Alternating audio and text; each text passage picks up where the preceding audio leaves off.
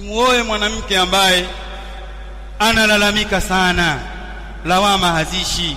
Simuoe mwanamke ambaye anasimbulia sana.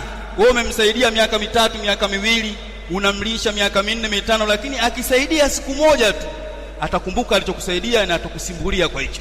Wala hanana, wala msimuoe hanana, anayemili kwa mwanaume mwingine anamkumbuka. Sasa utawajuaje? Maneno tu yanasemwa, wanaona ni karaha.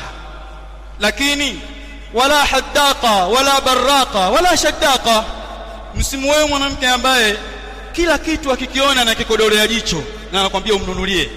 Huyu anaitwa haddaqa. Wala barraqa, wala msimuoe mwanamke ambaye yeye kutwa yuko kwenye dressing table anajiangalia, anajikwatua kwatua tu uso, hana kazi nyingine ni hiyo, takusumbua. Wala shaddaqa, wala msimuoe mwanamke ambaye mwenye maneno, mdomo hauishi. Wewe ukisimama moja mwenzio ana 11. Wewe ukisimama na yeye anasimama, kikaa anakaa hivyo. Wako wanawake wa sampuli hiyo. Sasa si kwamba ni haramu kuwaoa, lakini ni ukumbusho tu kwa wanaume, lakini pia ni ukumbusho kwa wanawake.